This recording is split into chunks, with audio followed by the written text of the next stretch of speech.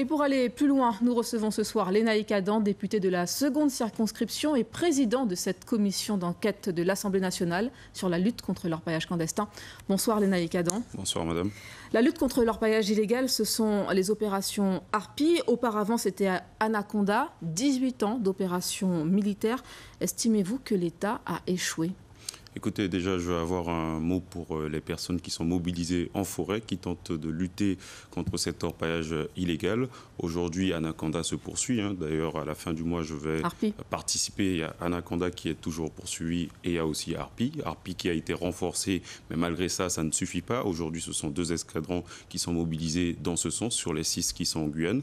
Mais vous savez, le cours de l'or et puis la détermination des clandestins fait qu'on ne peut pas éradiquer, malheureusement, mais ils essaient de contenir les choses. Donc c'est dans ce cadre-là que les collègues sont venus constater ce qu'il y a sur le terrain, rencontrer les populations, rencontrer les acteurs pour qu'on puisse proposer quelque chose qui permette d'aller plus loin que ce qui existe aujourd'hui.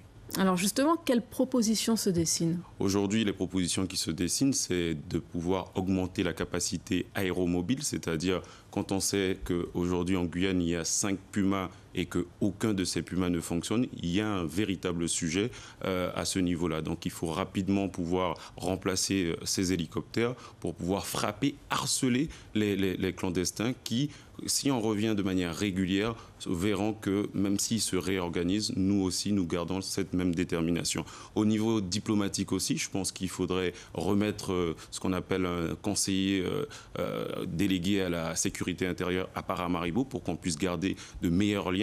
Et aussi sur le volet économique, il faut bien sûr investir et faire en sorte que notre territoire soit mieux occupé et que ça puisse dissuader sur le terrain. Ça veut dire favoriser les orpailleurs légaux ?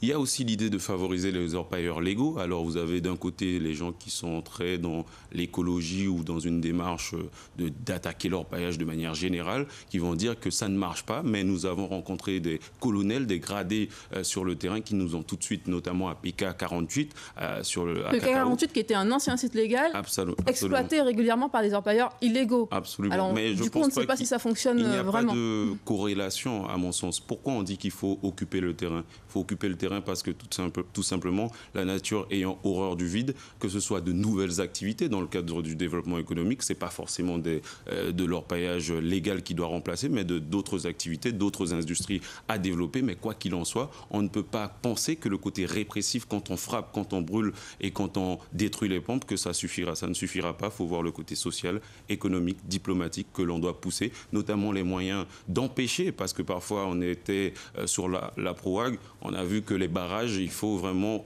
bloquer le passage de ces clandestins. Lénaïck Adam, il y a 11 ans, il y avait déjà eu une mission sénatoriale sur cette thématique de l'orpaillage illégal. Comment s'assurer en fait que votre commission, la commission que vous présidez, ce ne sera pas une commission de plus sans moyens supplémentaires ? Je ne peux pas dire ça et je ne peux pas laisser dire ça non plus, puisque tout simplement les choses évoluent, notre époque change, les méthodes, les stratégies de ces personnes qui sont en forêt changent régulièrement, ils revisitent leurs stratégies. Et donc aujourd'hui, tout ce qui n'a pas pu être intégré, puisque je rappelle que dans le cadre de la réforme sur le code minier, j'ai pu proposer au moins 9 amendements, notamment de faire en sorte que la garde à vue ne commence pas en forêt, mais commence seulement quand on arrive dans le centre de détention ou le commissariat. Et donc, on avance sur ces sujets-là positivement. Maintenant, c'est vrai que lorsqu'on est à Cayenne, lorsqu'on est à Saint-Laurent-du-Maroni, on a l'impression que rien n'est fait. Mais je vous dis, et je veux rassurer la population pour leur dire qu'il y a des hommes mobilisés, il y a des choses qui se font sur le terrain. On vous a entendu, Lénaïck Adam. Merci d'avoir été sur ce plateau.